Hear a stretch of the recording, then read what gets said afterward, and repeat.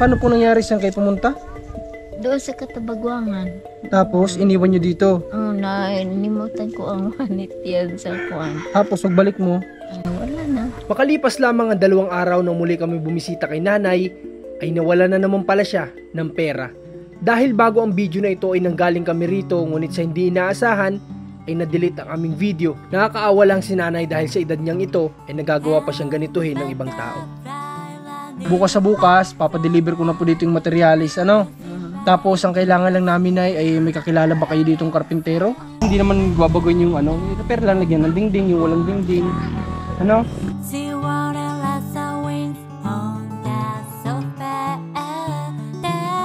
Ngayong araw po mga kalingap ay nagbabalik ang inyong lingkod Marcos TV channel. Salamat sa lahat ng patuloy na nag-follow, nag-subscribe sa ating mga platform. Ngayong araw dirito na naman kami kay Nanay Estelita kasi kailangan nating puntahan kung sino yung may-ari nitong kanyang tinitirikan ng bahay o dito sa tinitirahan niya para na sa ganun po makapagpaalam tayo na ipaparenovate natin itong bahay na ito. Ngayon, tatanong natin kay Nanay Estelita kung saan kasi mahirapan pa tayo kung isasama pa natin siya. Medyo hindi na nakakalakad ng mabilis si Nanay. Mas mabilis kung kami-kami na lang. Tara. Yan natin.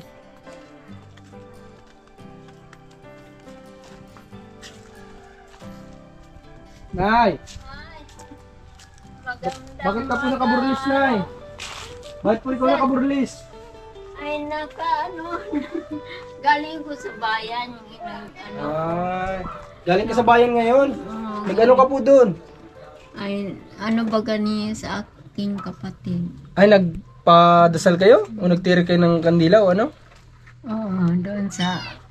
Okay. Sige nanay, ngayon po ang araw nanay, pupuntahan namin yung may-ari nitong bahay. Pwede niyo po bang sabihin sa amin kung saan namin matatagpuan? Ay, kaya lang, naroon sila sa... Wala pong problema nay, kung sino man po ang nandoon na madadat na namin, yun ang kakausapin Ang namin. iyang anak lang. Okay lang po yun nay. Saan po banda yun nay? Doon sa pinuntahan niyo. Ay doon! Oo. Doon sa bahay na yun mismo? Doon. Okay, sige. So, alam na namin yun mga kalingap kasi doon namin unang-una sinundo si nanay, doon unang-una namin siya nakita sa bahay na yun. So, ngayon, doon tayo pupunta para doon tayo makapagpaalam. Ano nanay, pupunta kami doon.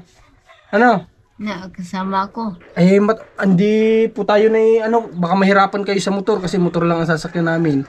Kaya kami na lang muna mapunta doon. Ano? Tapos mabalik kami dito mamaya para balitaan ka namin kung ano naging desisyon nila. Ano nanay?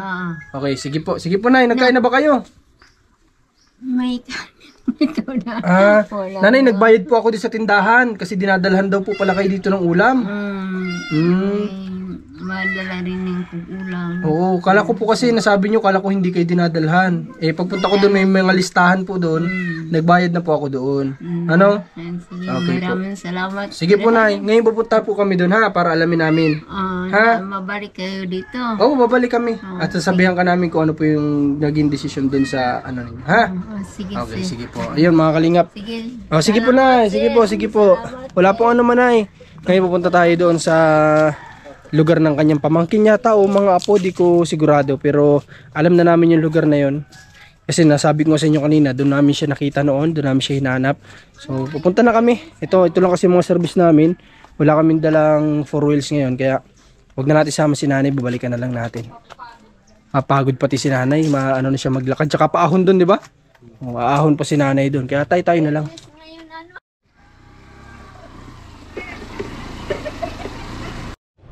Alright, nandito na kami sa lugar kung saan nakita namin dito si nanay noon, dito namin siya pinuntahan. Akit tayo doon sa taas.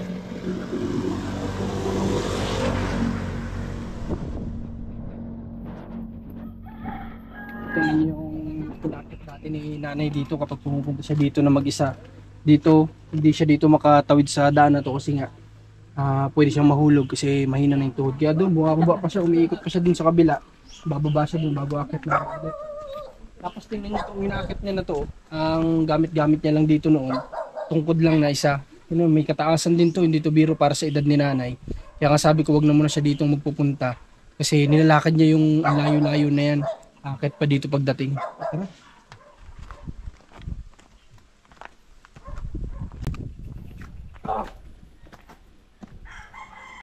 Ako ang bata masakit na agad sa tuhod.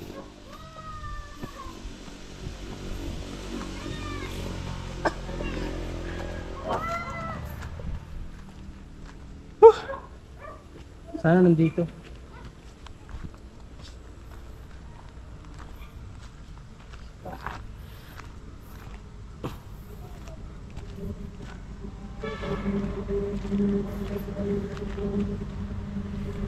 Parang wala yatang tao ah. Check na lang din natin, malay natin eh dito. May aso. Parang sarado. Tao po. Tao po. Tao po. Ha? Tao po. Wala itong tao. Dito natin siya na ano nakita dito. Ito yung bahay ng ano niya, pamangkin yata. Kaya pwede natin itanong kung may tao dito o wala. Nandyan daw wala. Baba tayo. Tanong natin dito sa kabilang bahay. Ano daw sabi? Ay, nagbaba po. Saan po kaya nagpunta yun siya? May babuyan po ba silang inaanuhan? Na wala ay fish pan? Ah, malayo dito yun. Marahil lang dun sila, ano, tay? Naroon sa atan ito sa pispan. Hmm, Yung anak nakabababa pa lang po. okay. Ate, Barangay hall. ay sa barangay hall. Dito sa may Sinti. Pero kung sakali man, baka pwede kami sa inyong makisuyo. Nay, na baka pwede niyong masabi sa kanila na gusto sana namin ipa-repair yung tinutuluyan ni Nanay Estelita. Baka po papayag sila. Kailangan magpaalam muna po kami, sila po yung may-ari ay. Oo. Sabihin ko po. Sige, salamat po ah. Iwan na lang din tayo ng contact siguro tayo. Para ibigay na lang doon. Sila tatawag. Hindi, ano na lang, maigi na yung mabanggit din nila. Yan. Tapos kung may mapagsasabihan na dadaan doon, sabihan na lang tayo Nanay Estelita kung pumayag o hindi. Ano? Ano kaya, Nay? Okay pa sa inyo, Nay? Ano, dyan na ba? Ay, yung anak. Ah, nandito yung anak. O, tama-tama. Tanungin natin. Nagbili lang pala at Nagbili lang pala. Nandito na. Salamat, Nay, ha? Salamat, Tay. walang problema. Tayo dito.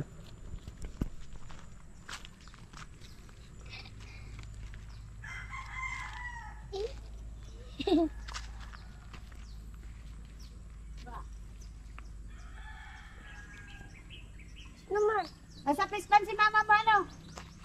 Nasa pispan. Hey, magandang araw. Hello po. So, ay, kung saan ang paalam po nyo? Kung pwede natin paparapit tayo. Kung yung wala na kasing dingding, madingdingan. Hindi ko po kasi masabi ay si Mama po. Kasi siya yung decision ano. Kaya nga nagpunta kami kasi mayat naman kung pare-peragit namin. Kanina po, nandito yun si Mama. Baka mamaya pa po mga 5 siguro. Sige, pwede mo kaya masabi sa kanya? Kung okay lang naman, ano, maparepair lang naman, hindi naman babaguhin yung ano, i-repair lang, lagyan ng dingding, yung walang dingding.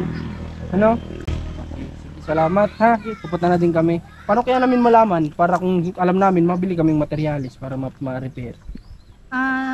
Nakapollow naman po ako Ay, sa sige. inyo. Sige po, Message mo ako ha, ko na lang sa po page inyo. ha. Opo, sige. Okay, salamat. Sige po. Tara. Bait po itong mga pamangkin na ito ni Nanay. Sila lang yung tumutulong din kay Nanay Estelita. Sila yung nagpapakain. Tapos nagpapadala rin sila minsan doon ng pagkain kay Nanay Estelita.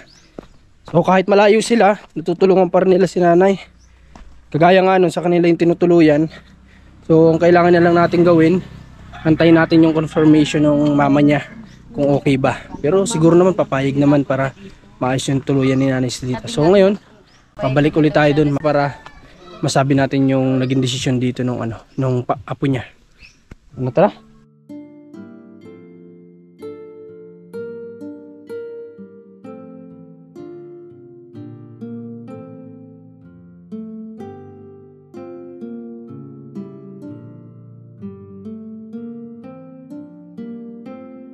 Nakabalik na tayo dito at yun nga, may pinuntahan pa kami kanina kaya ngayon ulit kami nakabalik. Oh, Nanay, ikaw, nakausap na po namin yung apo mo, ay pamangkin mo yata, apo. Pamangkin. Oh, nakausap na po namin na kakausapin niya yung mama niya kasi nagkataon na yung pamangkin mo lang nandun. Yung mama niya daw palang may-ari nito.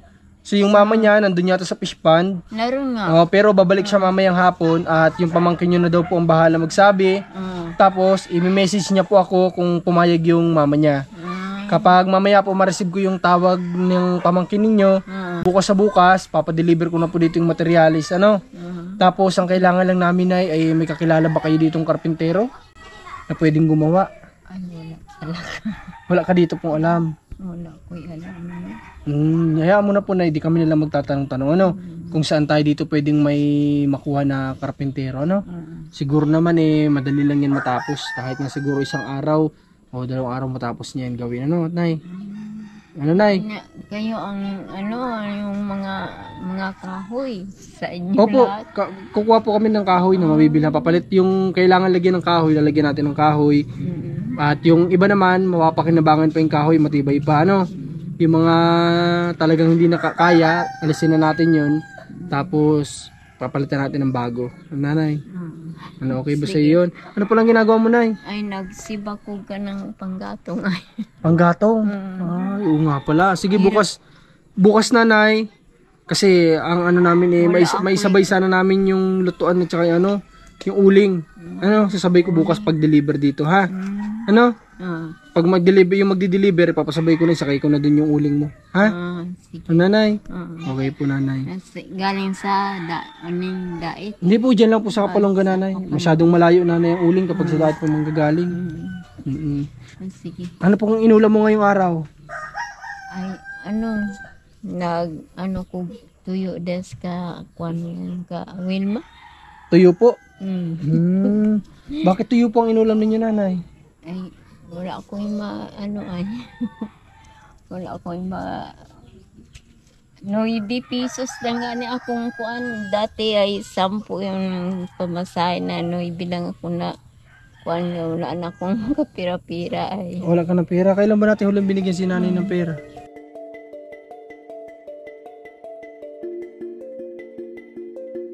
Na mga kalingap, kinat namin yung video kasi nga medyo Ang naano bigas, kami kasi tuning ko pa nabawasan nagkwento si Nanay na nawala na naman daw yung binigyan natin sa kanya nitong huli na pera. Ang natira ng ilan? 7 ano? 750. Paano po nangyari? Saan kayo pumunta? Doon sa Katabagwangan. Tapos iniwan nyo dito. Nalimutan ko ang manit yan sa kuan. Tapos pagbalik mo, Ay, wala na. wala na. Grabe, pang ilang beses na po ito si Nanay nawawala ng pera dito. Sino po kaya ang may walang puso na pumapasok dito sa bahay Nanay at kinukuha ang pera? Grabe naman. Walang kuan. Walang lock. Walang ng dingding sa Likod, kaya pasok na pasok. Grabe, Kaya oh. pa. Hindi po ito maganda Pero nangyayari magabi, na ito. hindi man ko makaayos pagtulong. Nakakinig lang ko sa Kung sino may papasok o nakikinig ka lang. Grabe. Kaya nga po talaga importante masarahan natin itong mga ni Nanay dingding na sira na pwedeng pasukan ng tao. Kaya kailangan natin itong maayos. Grabe. Pang ilang beses na ito, Nanay? Na nawala? Pang ilan na? Pangalawa? Grabe. Ba't nung pagbalik ko, Nanay, dito ng isang araw, di mo sa akin nabanggit, di mo sa akin sinabi? Nasabihan ko ay maigi kayo man nakahingi ko tuta doon na may aso na kung Hindi mo po sa akin, Nanay, nabanggit ng isang araw kasi nagbigay sa'yo ng tuta. Medyo sa akin. Nanay, ikaw po ba, Nanay, ay hindi ka pa naman yung makakalimutin noong una na hindi pa naman? Nalimot nga ako pag Oo nga pala, kaya nga pala nawala kasi nakalimutan nila. Hindi, ibig sabihin ko, Nay, yung medyo nag-uulian, ganun, hindi pa naman po kayo ganun. nalimutan ko nga ang kuwan ang kuhala. Tapos ang wallet ko na ron di ay.